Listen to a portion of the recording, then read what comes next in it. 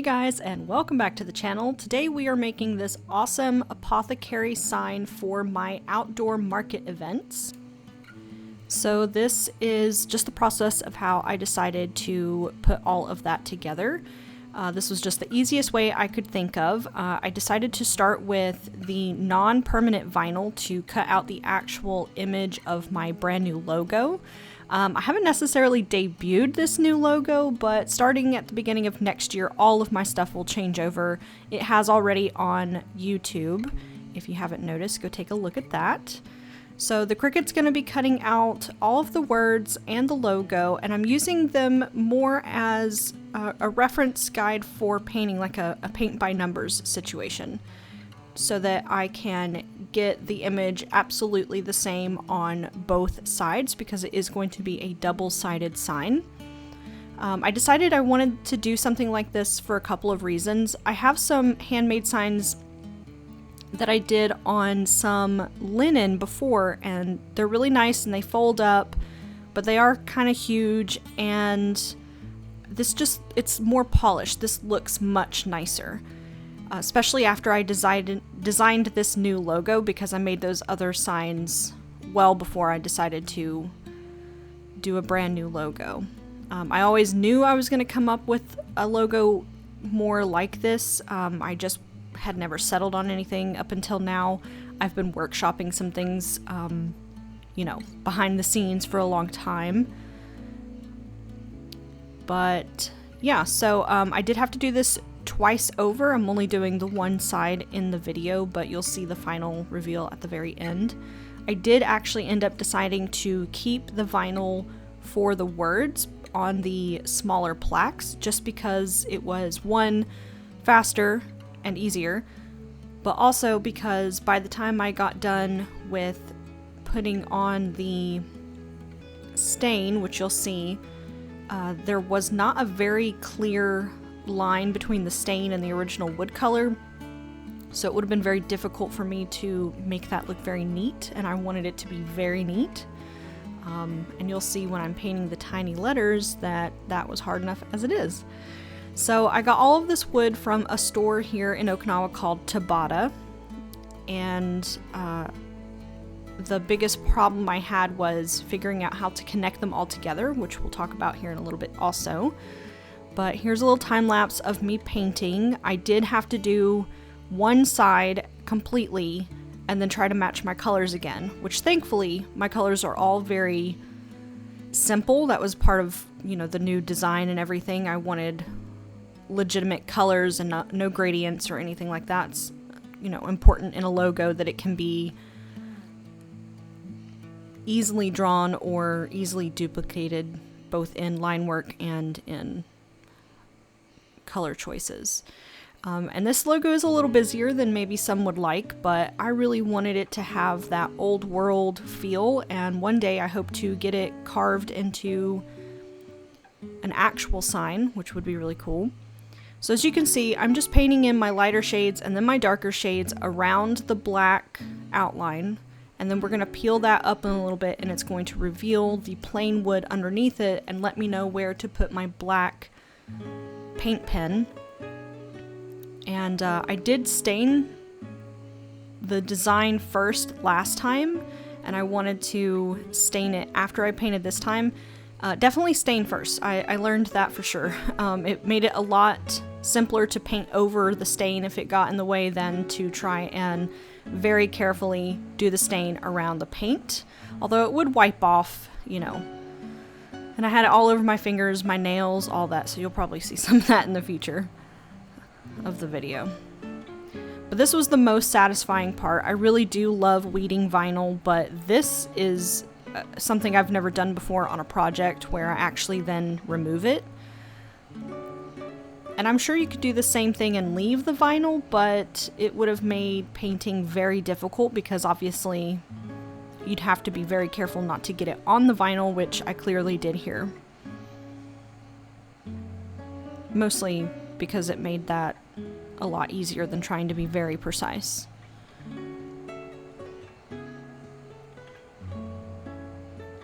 The stain that I used is actually the same stain that I have on a lot of my stuff. The boxes that I made for my display cases and some other smaller pieces of furniture that I put within those boxes are all stained by the same stuff, and it's awesome. It's that wood wax that you see there behind my hand. I don't know that you can find it outside of Japan, which is going to be very sad because I absolutely love it. It gives that really old antique look. Look how satisfying that is. Lovely. But anyway, so yeah, the wood wax is amazing. It made everything look just old world and antiqued without being super smelly or having a whole lot of residue or using a ton of rags, because it is like a gel stain wax kind of thing. You just rub it in and then buff out whatever is left over.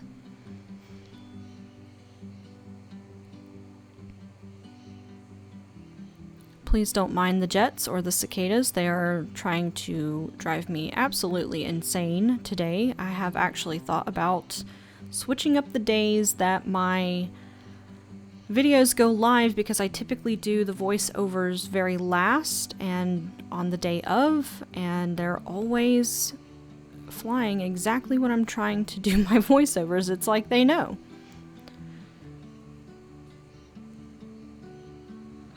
So some more satisfying vinyl peels here.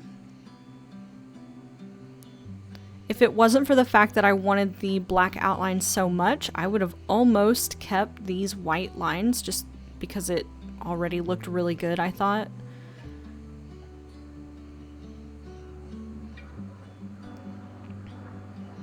And then here we are doing the most tedious bit, which is removing all of the little tiny letters. I did think about leaving the vinyl on here or coming back in and putting vinyl back over it just for the easiness of it, but I really wanted this top piece especially to be completely hand painted. It was pretty important for me that, you know, even with the lettering, that I at least tried it. And I'm really glad that I did, even though I had a couple of little hiccups here and there and had to repaint some of that kind of tan color as I went. But here we are doing the black outline. This is a Posca paint pen in just a regular old black. I believe it's the 3mm size. Don't quote me on that, but I do have a smaller one to do the lettering here in just a little bit. And I'm really glad I had both, because honestly, there were some places that even this larger marker, I could have stepped down to use the smaller one.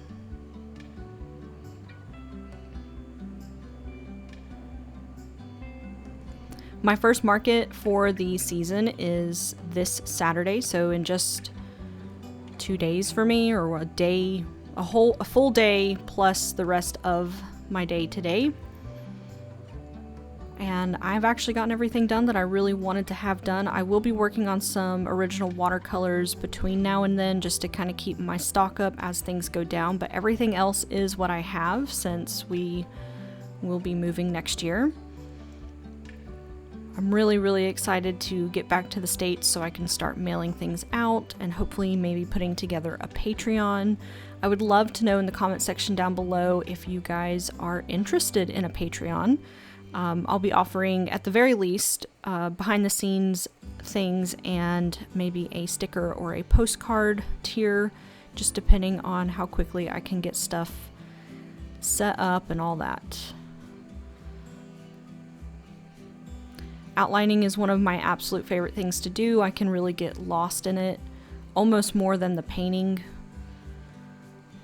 It's one of my favorite parts about doing my watercolors as well, and one of the reasons that my style is the way that it is, because I love to outline stuff. I need to get my hands on one of those reverse coloring books that I've seen all over social media. They look like so much fun.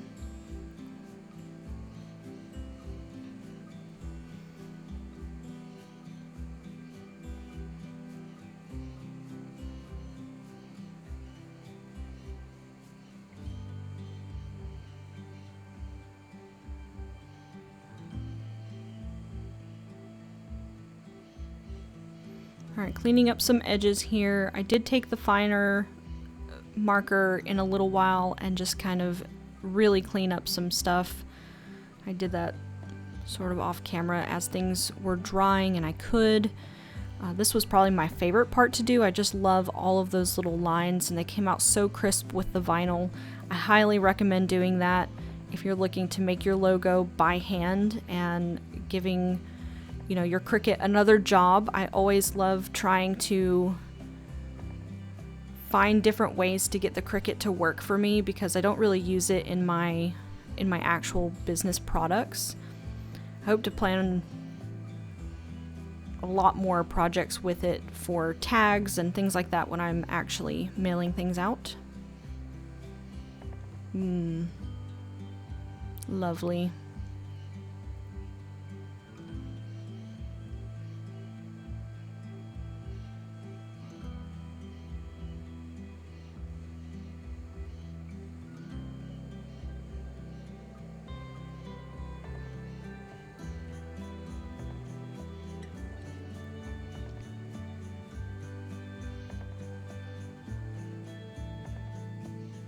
Alright, and to, you know, make matters worse, I have terrible eyesight when it comes to really teeny tiny painting and drawing and stuff like that. So I have this cute little magnifying glass. It's actually for painting figures for like Warhammer and D&D, which I have used for those things before in the past, but it's very handy because it's got a little stand and I don't have to actually hold it.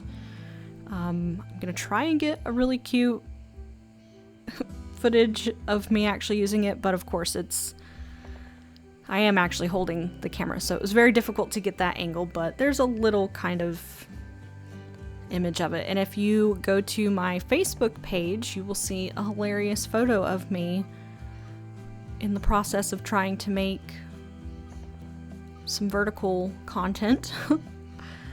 And then I used the blue painter's tape here to help kind of find the center of these boards. This was the easiest way without having to mark it up a whole bunch, and it worked really, really well. Again, I am leaving this vinyl, so I should have made it permanent, but I did end up sealing it after everything is stained in the end anyway, and it seems like it's going to hold up really well. I probably would pull it in if it's just a torrential downpour, but I sealed it very well. There's several coats of sealant on everything, so in a light drizzle, I think it would be just fine. And the wax stain is, you know, it's pretty weatherproof too.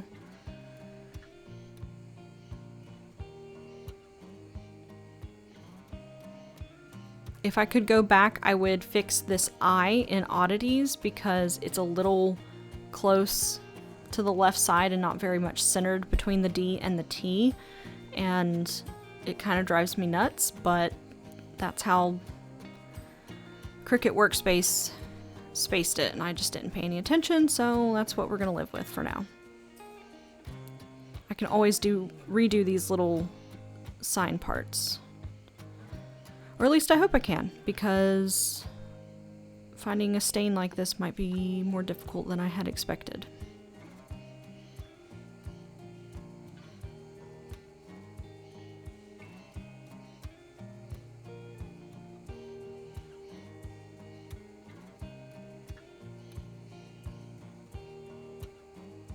I think this would be so much fun to see at something like a Ren Fair especially, which is one of my really big dreams, a huge goal of mine, and thankfully Minneapolis, or the area at least, has a really large Ren Fair, so that will definitely be happening in the future. And here it is, double-sided and finished. I'm just making sure I get all of the extra off of there that I don't want. I did let these dry for about 20 to 30 minutes before I did a second coat, and then I let them dry for 24 hours before I actually sprayed them. And then this is the final piece. It is held in together with little S-hooks and little eyelet hooks that are just put straight into the wood. It was super simple once I figured out how I wanted to do it. And then to attach everything, I have some larger S-hooks at the top in the same eye hole little screws.